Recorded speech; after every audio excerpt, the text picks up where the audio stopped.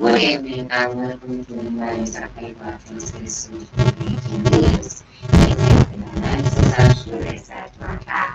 Today is 18th of July 2025. I am Walker Abakar of Banking Unit and the government program with the Global Agriculture on current events. Stay tuned.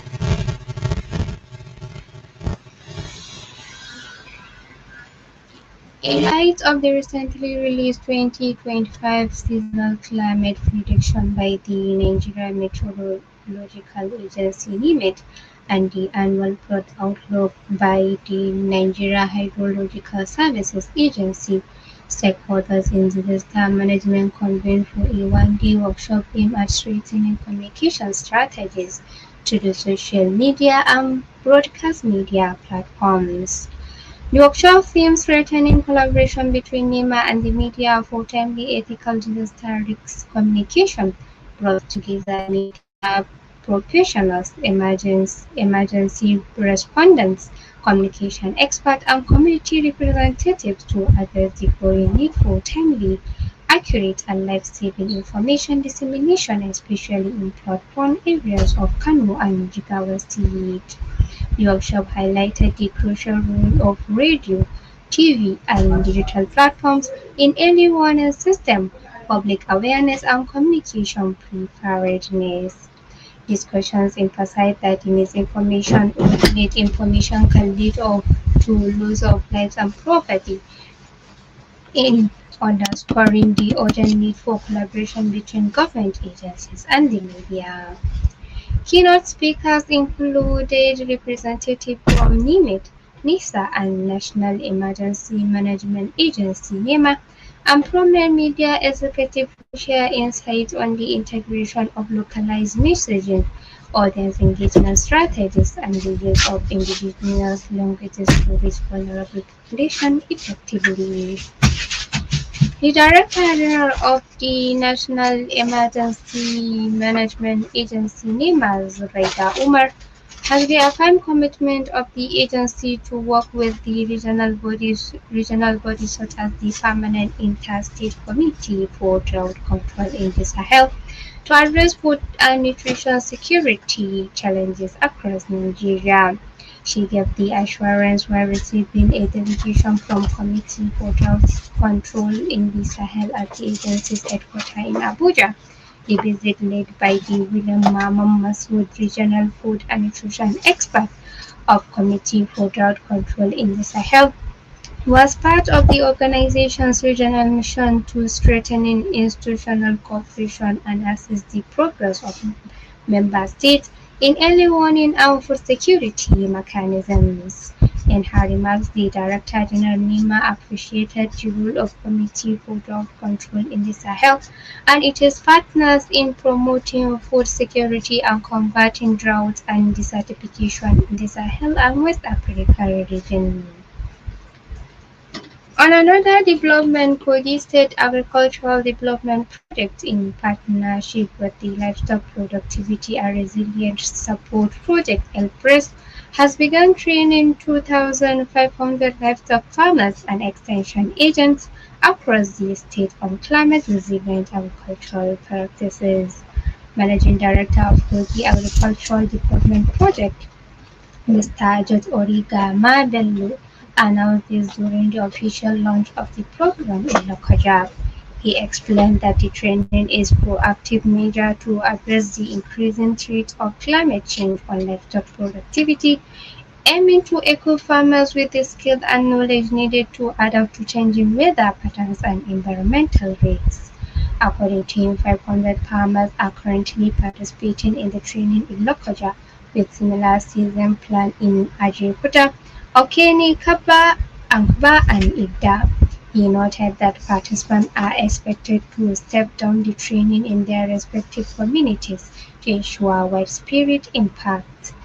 Speaking on the importance of the program, the State Commissioner for Agriculture and Food Security, Timothy Ojama, commended Governor Ahmad Usman Ododo for his sustained support for the agricultural sector, particularly in creating an enabling environment for innovation and growth. Some stakeholders in agriculture have urged traditional rulers to end harmful traditional practices that are limiting women farmers' access to farmland in rural communities. They made the call during the International Fund for Agricultural Development supported Value Chain Development Program Stakeholders Policy Dialogue meeting held in Enugu. Mr. Patrick Orudi, State Commissioner for Agriculture and Agro-Industrialization, emphasized the need for traditional rulers to facilitate and make land available for women and youth to enable them embrace agriculture.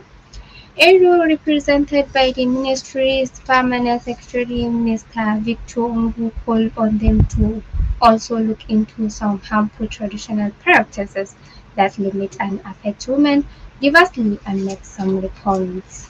He explained that the state government introduced land bank where they acquire land from communities and then give it out to the interested women and youth as well as investors.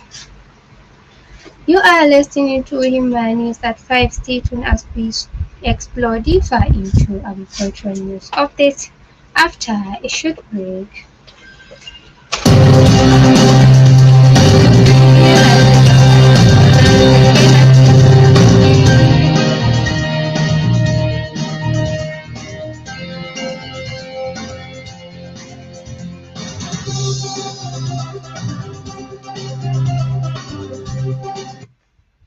And welcome back. A non-governmental organization, Zero Hunger Nigeria, has called on government at all levels to support farmers with subsidized input to boost food production in the country. The national coordinator of the NGO, Dr. Tunde Arosanyin, made the call in an interview with the news agency of Nigeria, NAN, in Lokoja.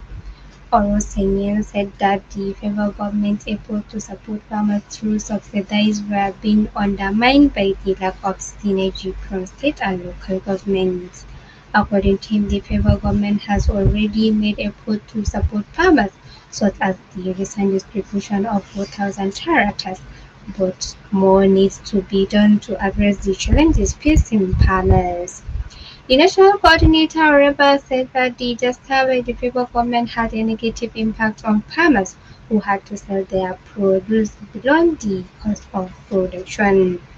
Orisanying urged farmers and the media to put pressure on the state and local governments to support farmers with input subsidies. He also called for the employment of more agricultural extension officers to provide training and capacity building programs for farmers. The Ekiti state government has declared the five-year-old crisis in the state chapter of the All Farmers Association of Nigeria, saying it has affected farmers' coordination in the state. The senior special assistant to the governor on agricultural extension services, Dr. Sikiru Oloye, speaking in Ado-Ekiti on Thursday, said the crisis has factionalized the Apex Farmers body. Speaking on the outcome of the peace meeting that he facilitated between the two Afan groups, led by Ado Bala Alagbada and Routines only, he said this reconciliation will give upon on the path of development, enable easy coordination of all members and boost the production of food in Ekiti State. He added that the body will soon conduct an election to elect a single leader on the expiration of the tenures of the two group leaders. The National Assembly says it will convene a national security summit to tackle rising insecurity threatening lives, properties, and food production across the country. Senator Garba Maiduchi, a member of the Senate Committee on Agricultural Production and Rural Development, made this known in Lagos at the stakeholders consultative meeting on the 2026 agriculture budget. The news agency of Nigeria now reported that the meeting was organized by Action Aid Nigeria, German International Cooperation, Ministry of Budget and Economic Planning, among others. The forum also serves as the platform to review how this framework supports the achievement of national and continental agricultural goals in areas such as innovation, financing, and technology adoption. Maidoki decries the growing insecurity across the country, which he said had led to the widespread loss of lives, displacement, destruction of farmland, and worsening food insecurity. He disclosed that the upcoming security summit scheduled to hold in Lagos in the coming months will include security agencies, policymakers, and members of the public. On the foreign scene, the President of Ghana, John Dramani Mahama, announced that by the start of the next cocoa season, Ghanaian cocoa farmers will receive no less than 70% of the prevailing world market price for their produce. According to Mahama, the new pricing formula will be reflected in the producer price set by the Producer Price Review Committee ahead of the upcoming 2025/2026 crop year. He said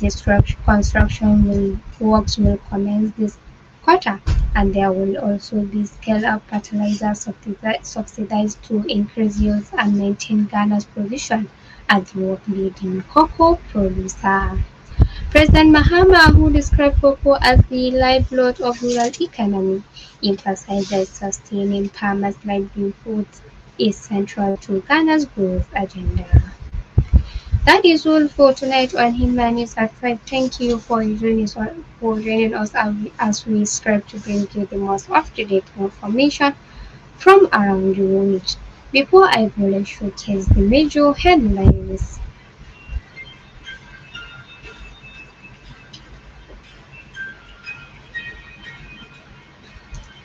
Agriculture stakeholders urge traditional rulers to end practices limiting women access to farmland. National Assembly plans security summit to address rising insecurity and food production threats. On the Paris in Ghana's president promises cocoa farmers 70% of global market price starting next season. Remember to stay safe, stay connected, and stay informed from all of us here. I am Umifera Bakar Ungogo. Have a wonderful evening.